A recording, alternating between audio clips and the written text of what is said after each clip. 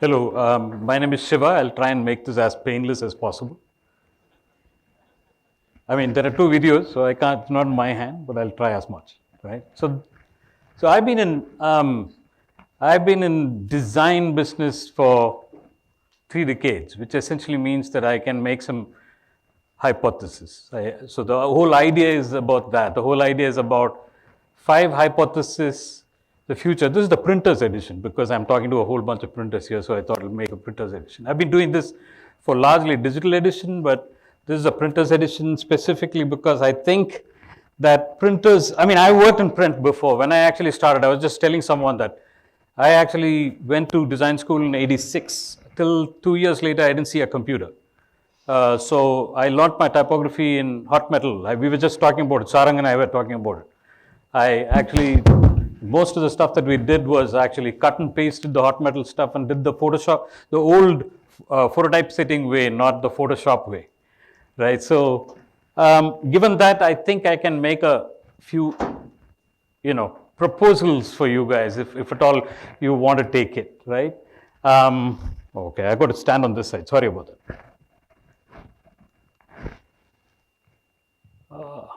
Okay, so the first thing that I want to talk about is what is a hypothesis, right? It's a supposition or proposed explanation made on a basis of very limited. So this is not based on data. I'm not saying all these things based on some facts that I know, but I'm saying that it's a potential possibility that you guys can take a step like this, which is what I did when I was at some point of time thinking about the future and saying like, what the hell is wrong with, doing what we want to do. So that's the whole idea of this stuff. So it's also a caveat where you won't come back to me and ask me, you told that and never happened, right? So that's the caveat. The first hypothesis is about getting relevant. I think being relevant is a funny thing, right? Time is actually constantly sweeping things away so fast from us that being relevant is quite tricky. Being relevant means that you've got to constantly think about the future, number one, and educate yourself about what can potentially happen, and it just might be wrong. But the idea is to be relevant, and in this case, I think it's good to solve problems. Most often, we don't realize that it's potentially we are part of a team that can solve business problems rather than actually being executioners. Printers, I mean, I've worked with many printers, look at them and pride themselves for being detail-oriented executioners. But I think you've got to actually look at it in a slightly different way. I seriously believe this is something that I present to design teams, and this is something that I present to technology teams too. I seriously believe that there are 3 parts to everything that you want to do as an initiative. There is a business part, which is largely about viability, which is about ROI, which is a return of investment. If I put X amount of money in, will I get the money back or not? That's mostly what the domain experts are going to bring in. The subject matter experts are going to bring in that. Then there is the part which is technology, which is you guys in this case.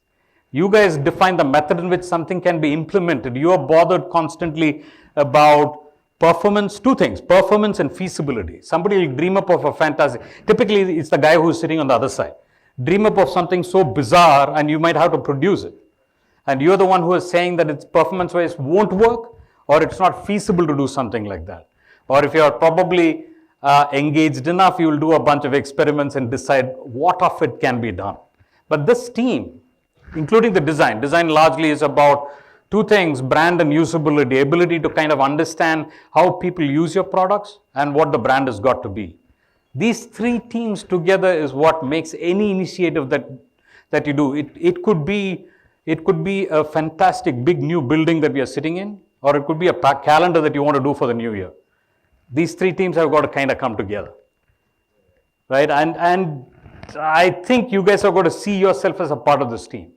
Not necessarily as somebody who's just executing what somebody else is given. What the business has decided and given the money, and the design has done it, and you guys are going to just execute it. No, not necessarily. I think it's important to actually look at it as the larger team. That's and the most important thing is that we cannot exclude ourselves from people. Eventually, what we are doing the stuff is to get more customers. There are only 3 things that people want from business, right?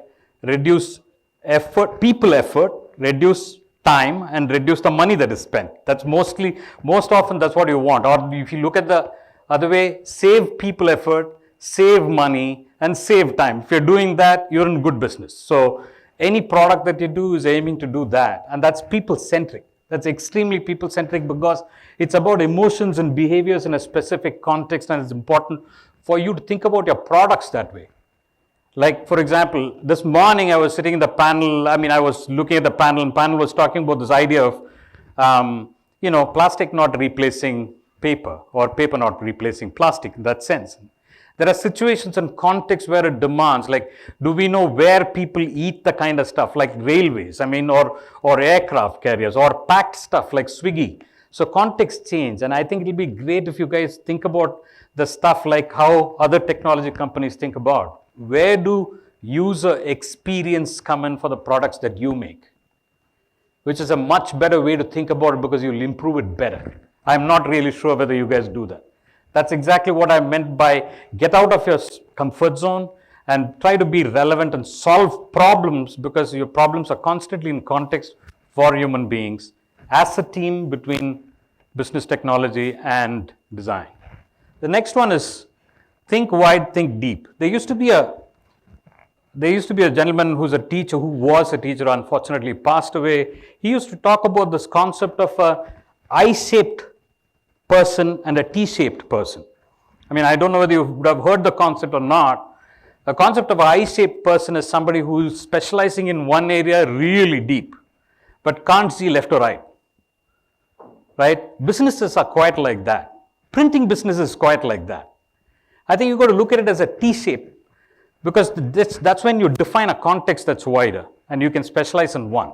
I'll explain this as we go. I'm talking a little bit more on where you actually are sitting, so that together with designers and probably with businesses, other businesses, you can make an impact on where you are at, right? There's possible stuff. So T-shaped businesses are the ones which we need to look at. Probably people who see the width and a certain amount of depth till however deep you want to go in specialization. I've heard a lot of stories about specialization. I'm too far from printing right now. I haven't done any print. I have done print jobs, but I haven't been in a press for quite a while. So I shouldn't be talking too much about printing. A business, first of all, is a brand. I'm not talking about your business. Your business is a brand too. But typically all businesses that come to you and talk about stuff is a brand. And to understand a brand, it's probably important for you to understand like the aspects of what all constitutes a brand. A brand or a business typically has something called as an ambition. Where do they want to get to?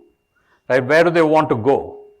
And the second thing is purpose. The what, how, and the why of every business and the brand. That's something that is kind of important.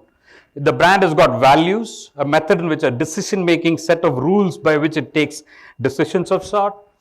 Everything that you do, it's connected in a way. Everything that you do has got an audience. So a brand has got audience. So you've got to be very definite about audience. If you don't know what the audience are, you're not doing the right kind of research to find out where they are using what you're making. So that's the audience. The last one is persona, which is not the persona of the person who's talking to you. It's of the brand, which is more like, is the brand a hero brand? Is the brand a caregiver brand? Which is like Johnson & Johnson is considered a caregiver brand, right? Like, for example, Harley Davidson is considered as a renegade, or what is the one I'm looking for? Outlaw brand. It's something that doesn't confine to any rules of sort. So it's good to kind of understand that. The last one is positioning. I don't need to talk too much about positioning. You guys know about it because it's along with packaging somewhere. But positioning is something that needs to be thought through. That's what makes a brand. And the brand is actually the experience that you go through. When I actually pop that Casulo, somebody was presenting a Casulo bottle. When I pop that Casulo bottle, or when I actually rip open anything that's a part of a brand experience, and you guys have got to perceive it like that. There are times that I've thoroughly enjoyed opening up a new phone case, which is a packaging again. I don't remember the phone for that alone. It's a part of the larger package of what the brand stands for. So you guys are there. You guys are playing your role there. So you got to consider better methods of using that too. And I'm not just talking about opening. I'm talking about textures. I'm talking about finishes. I'm talking about method in which things will be useful for you, useful for the user, right? Like somebody who's going to. So brand is the entire experience. Let's actually talk a little bit more about experience. Like I said earlier, I think there are three parts that people want to do. Every brand wants to acquire a whole bunch of consumers. And the acquisition part is the toughest. That's when nobody knows about it, but they are screaming their head off as advertisements, as marketing and communication of sort to say that, listen, I'm the brand, come know me, right? If you bought into it, you walk to the second part, which is engage, which is when you start discovering products of sort. You start defining choices. You got 18 different choices. I want to pick this. All of the same brand. That choice comes from there. That's why you actually look at fulfillment, right? Like fulfillment between Uber and Ola, fulfillment between Indigo, Vistara, and something else. It's very different from each other. So it's important for you to understand that this is the engaged part because I've bought into it. I've already got a ticket and I'm in the plane. But you're messing with me, right? Like, so that's the engaged part or the not engaged part. You know what I mean? The last one is retain. Why will I come back? There are reasons I should come back. Right? And that's the retention, which is largely about customer relationship, loyalty, and loyalty program design. You guys are a part of that too. I'm sure you're doing a whole bunch of stuff that is going as a part of the customer relationship management piece or even loyalty programs. And you can impact that in some way or the other. And so it is important for you to go to the third one, is important for you to morph and evolve. Morph and evolve into something that I'll propose. You can dispose. You feel free to dispose and throw it off. But it's something that you want to morph and evolve. It's kind of gone deeper than what I said earlier, but it's a time to change. It's time to change because I hear a lot of conversations about, digital going to take over the entire stuff and weak sounding stuff about print is here to stay. Print is here to stay. Of course it is here to stay, but then you got to reinvent yourself in fabulous ways, and you can. And it's very possible to reinvent yourself. So I think the important stuff is to morph and evolve when you want to do that. What is the brand design scope? Why are you guys not doing more than what you're doing right now, which is possible, which is very, very possible, right? Brand is complicated. It's big, right? Let me actually explain this stuff a little bit. There is digital and offline, the large two big boxes that you can think of. Offline has got print, electronic media. I mean, electronic media is vaguely merging with digital. That's a different story. We'll come back to that. Electronic media has got digital content, OTT content, television, one of the few places. India is one of the few places because of vernacular, because of a whole bunch of other stuff. Newspaper and television will never die, right? We've got vernacular market is too big for people to break away from that. OTT is getting in. I'm not saying no, but that's not going to die. And same thing with print. Print will never die in India because of our vernacular market. It's too big. And it's like what Sarang and team are doing in egg type and in White Crow is so important because that's the market that you guys will be embracing because we want to stay relevant, like I said earlier, and be big. And those markets are waiting for change. And that's something that we got to consider. Look at print. There are advertisements, there is information, instruction, and promotion. If I broadly kind of chunk stuff, there are extras in all of them. I'm not saying no, but that's where you kind of operate right now. But then, and if you look at digital, there is content. When I say content, I'm talking about content, anything from video content to like basic text that you put up on your website to everything. That's considered as content. And then there is e-commerce or commerce.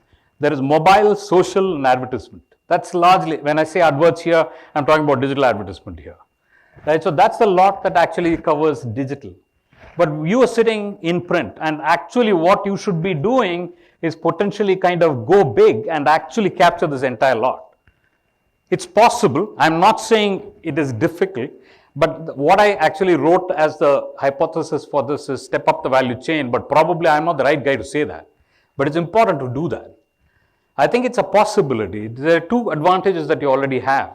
You already know about design because you're day in and day out, you're looking at stuff that are products of that. Second is that you're working with professionals who understand design and you probably are paying you're cutting the paycheck for them most often. It's possible to kind of collate them and do multiple things, because in this entire realm, for the brand, the message is one, the channels are many. The style is one and the channels are many.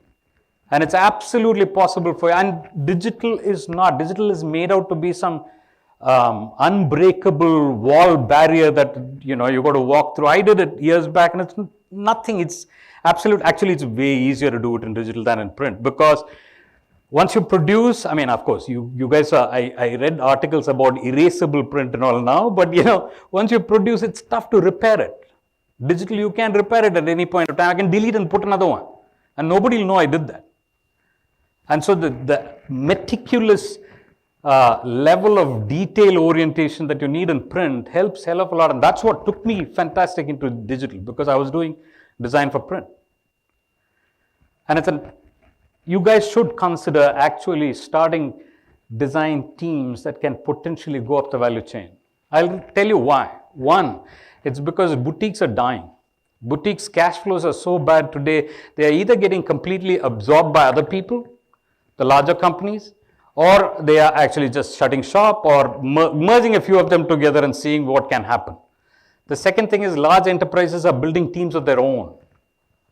Large enterprises have got in-house teams of their own who are actually doing this stuff in some way or the other. There is a vacant spot that is available, and unfortunately the rest of the stuff is siloed. Even if the boutiques exist, the digital won't touch the print won't touch the digital, and the print is too specialized, digital is too specialized, in digital, social is too specialized to do video, and video is a different content. You don't need to do that. You guys have been in that place for a long, long time than what I'm talking about, right? So it's a complete possibility. So do consider it. And if you do consider it, and if you want any consulting, call me. I'll be most happy to kind of talk to you about this. I don't want to spend too much time on this, but the larger thought is that this won't work if it doesn't have a handshake between offline and online. You have web content, commerce, mobile, social, advertising. You got offline, which is print, TV, shopper, activation, all the pieces that needs to kind of come in. You got to actually have handovers, because things are getting measured today. Data analytics and measurement doesn't work very well. And you guys can do fantastic methods. I mean, I heard about micro QR, I heard about QR code themselves, marker-based AR, a whole bunch of things that could be potentially integrable very well for people to start measuring even that. Right? So I think it's about seeing the width and saying how far do we want to go. Right?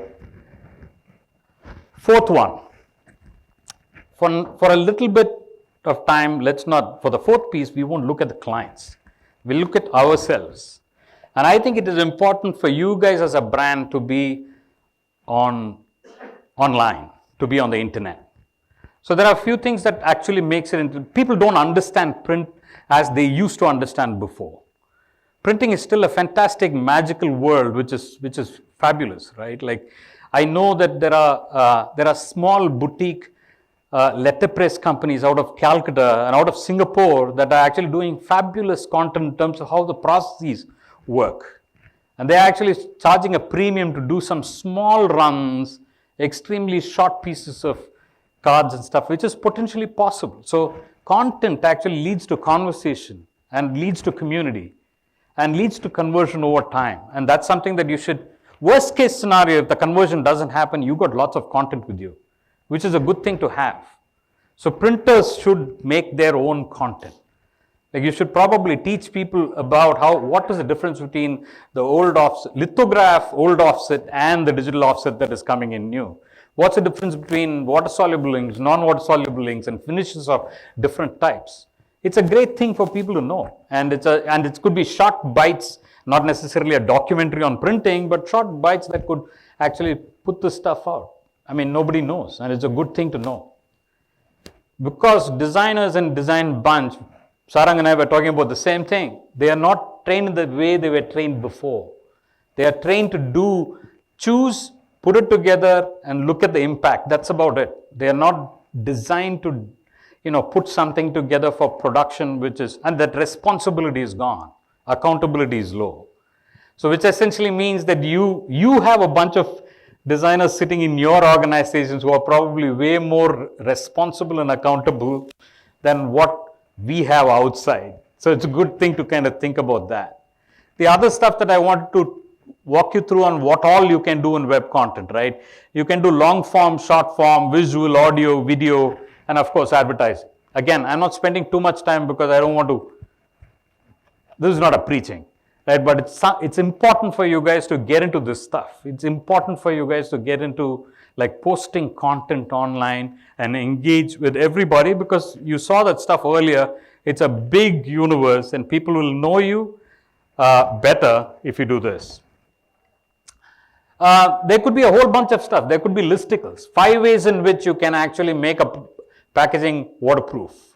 Or like 5 ways in which the food won't spill on your tie. That's a nice possible way to do a listicle. Self-help tutorials, checklists, top tips, mythbusters. If you want to do a rant, you can do a rant. Like what will the rant be about? These are things that you got to consider and you got to get digital. That's what I meant by practice and then you can preach and then you can be a part of the larger group that's so-called working towards brand, right? The last one that I want to leave you with, which is the 5th possible hypothesis, is future is a friend. Future is a friend in many ways. I mean, there is a lot of stuff that were talked about AI-driven layouts, and I'm not good at, I can say all this, but I'll be reading it out from some stuff that is already written. You know, there are possibly AI-driven layouts, there is live monitoring and correction, workflow automation, smart. It's okay. Those are all, but it's about the ability to kind of embrace this between the print and the digital, which is possibly what you can do very well. Like collective creativity for one. For example, collective intelligence-based creativity. I mean, AI is being used very heavily for even design these days, and it's so simple to do it. And AI will fail without human being. Human being will fail without the AI. And that's a great thing called collective intelligence-based creativity. Rather than looking at AI as an enemy, AI is a friend. Look at it as AI is a friend. Print artifacts such as AR markers, right? Like I'm sure you've seen 100 videos. I don't want to talk too much about it, but then like you can contextually build stuff on, like last time we used this, we actually built, I remember in Brand Union, I can't show that unfortunately, but we actually built, in Brand Union, we built a cough syrup packaging, which actually had a game embedded in it for AR, which is a fun thing to do, which is an engagement. So it's a great thing for you to look at. AR, everything that you print as a marker, I wouldn't even say packaging, everything you print is potentially a marker for AR. And you think about what can actually, what can be used. Eye tracking data to design, bridging social media and direct response directly from your packaging or from your places. There are lots of people who are doing it already. It need not be QR, it can be marker based, right? And then direct-to-consumer platforms. I'm sure a few of you, I mean, I know that a few of you actually have direct-to-consumer platforms already, right? Like, so, while these are the list, I mean, one of the stuff that I wanted to showcase quickly is that I work closely with a big theater group here called as Rangashankara in Bangalore. So I pretty much do all the creatives for them because that's the way in which I can kind of tie back and hold back my old creative self and working with print. So I constantly work with both print and everything else. So for example, these posters that have been done for this year's, which just finished, have all been done using AI. This entire lot, the imagery is done from AI.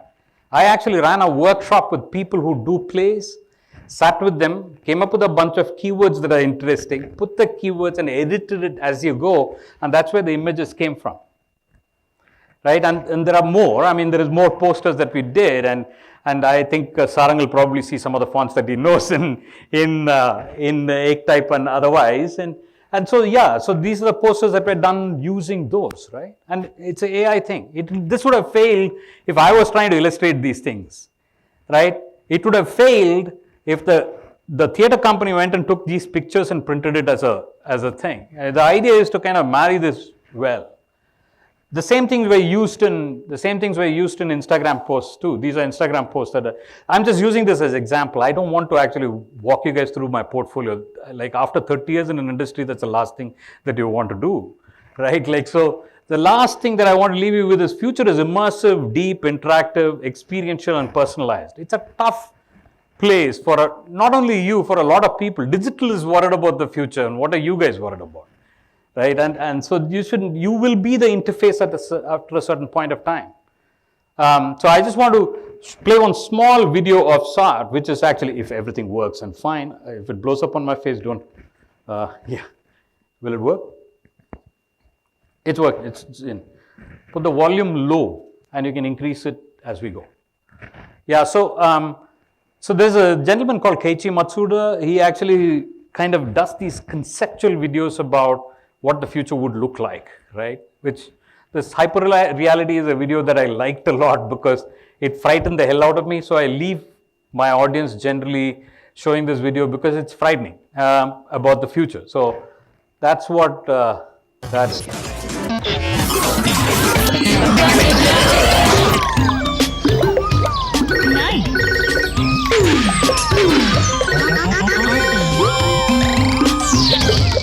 Fantastic.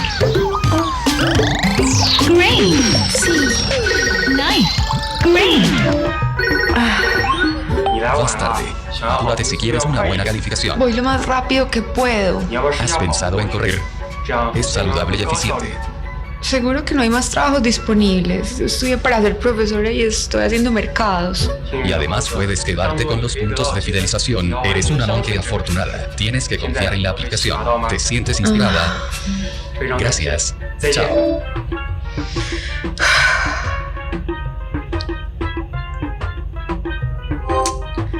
¿Quién soy yo?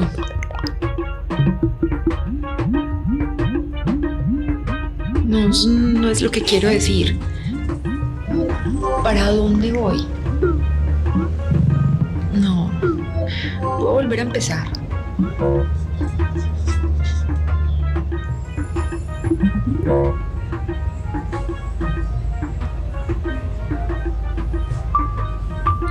Olvídalo.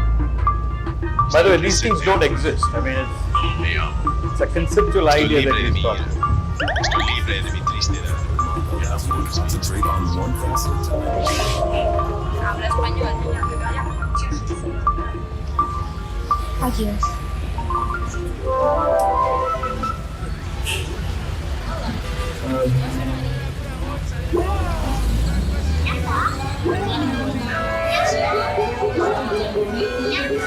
Anyway, you get the picture. I don't want to spend too much time on this, but you get the picture. It's like going to be completely surrounded. Everybody is worried about this anyway. So you guys are not the last ones to be worried about. But everybody's worried about it. It's going to be overload. The users are the last people who are thought about because the money spent is actually spending on my brand coming up in a certain place at a certain time. Let me visit these 5 things. Get relevant, solve problems. Number 1, it's probably a good idea for you to look at the width of it, where you operate, and importantly, think about you as a part of a team that has business design and you, who's the technology. The second one is think wide, think deep. Make sure that you actually know that, again, the biggest possible width, and make sure that you actually can have an idea of what is the width or the T shape that you want. You specialize in print still, but what is the width that you have to know about a brand? The third piece about morph and evolve. I seriously would urge you guys to embrace design because your teams and what you guys are doing have been doing for a long time are way better than the teams that are outside, and potentially it's a place that you can be and you can conquer easily. The fourth one is practice and preach. Make sure that you are out there in the social media. Make sure you post. You actually are a part of the content pieces that come out. People should learn about printing and how printing really happens because nobody knows about it. Nobody knows about fonts. Nobody knows about design as much as they should do. We are all in an attention deficit arena. So it will be great to kind of think about that. Fifth, the future is a friend. Look at future as like AI or AR or anything of that sort, helping you do your business better rather than actually taking your business away. I think that's what the larger stuff is. But before I go, I want to actually do 2 plugs, right? This is the 2 plugs which I want to do for what we do. One is that we actually run a thing called, event called Design Up, which was mentioned earlier. And it's a pretty large conference. We've been doing it since 2016, which is largely about the intersection of design and technology. Technology could be printing too. So please be a part of it. Please write to us if at all you want to, and we can figure how we can feature you in any possible way. This is a short thing on what we had in 2022.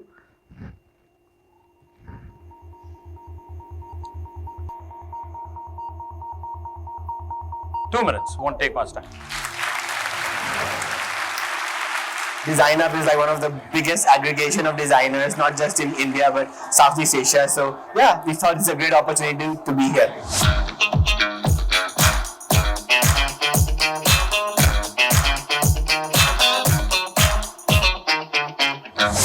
Bunch of designers getting together, and the first thing you do is sort of drum and dance.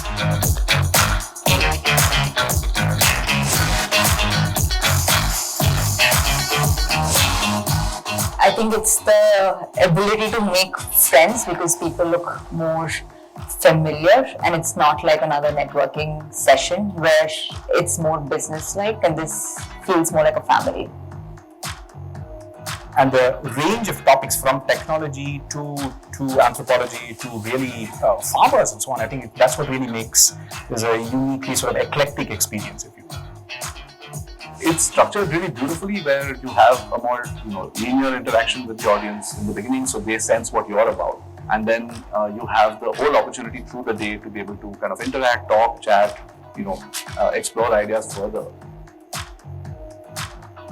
Of course, a lot of designers attend, senior and junior, but I think a lot of other people also attend, like product people attend, marketing people attend, so it was exactly the mix of audience that I was looking for.